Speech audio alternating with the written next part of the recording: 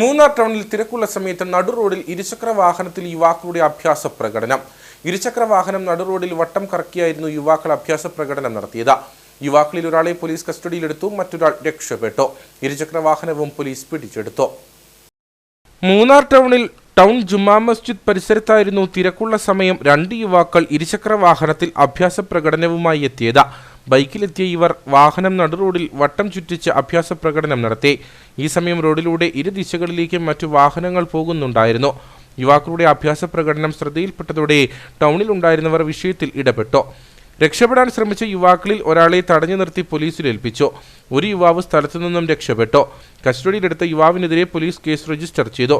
അഭ്യാസ പ്രകടനത്തിന് ഉപയോഗിച്ച വാഹനവും പോലീസ് പിടിച്ചെടുത്തു.